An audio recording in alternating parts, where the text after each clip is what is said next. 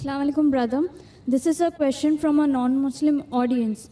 Her question states that we see on television many women being tortured in Afghanistan.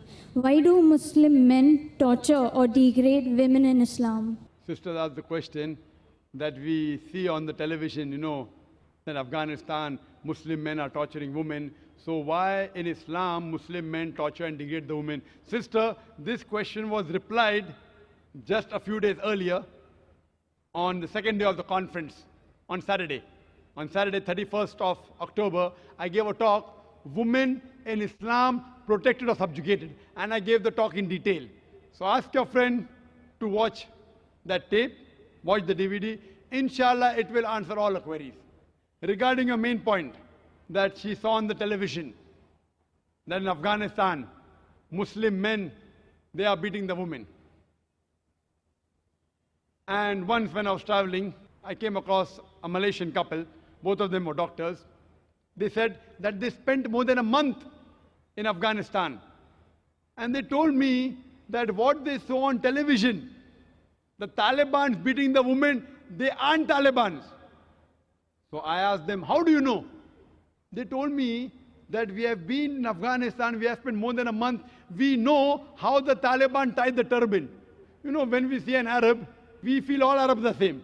Emirati, Saudi, Kuwaiti. But they themselves know that a Saudi ties the Qatra in a different way. An Emirati ties in a different style.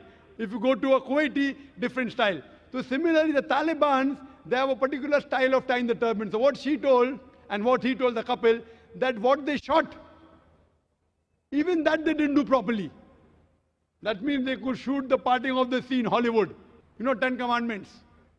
Moses, peace be upon him, parting the sea, but they made a fault when they show Muslim men in Afghanistan beating the women. So therefore the Quran says in Surah Hujurat, chapter number 49, verse number 6, whenever you get information, you check it up before you pass it on to the third person. What we realize, this is the gimmick of the media. And in the last conference, 2008, my last talk was Media and Islam, War or Peace. And I showed how the media goes out of the way to malign Islam. I'm not saying all Muslims are 100% good Muslims. There are black sheep in the community. But what the media does, picks up these black sheep and portray as though they're exemplary Muslims. And many a time, they show things which are absolutely nonsense. It does not exist in Islam. So ask your friend to watch my tape, Women's Rights in Islam, Protected or Subjugated, and Media in Islam, War or Peace. Hope that answers the question.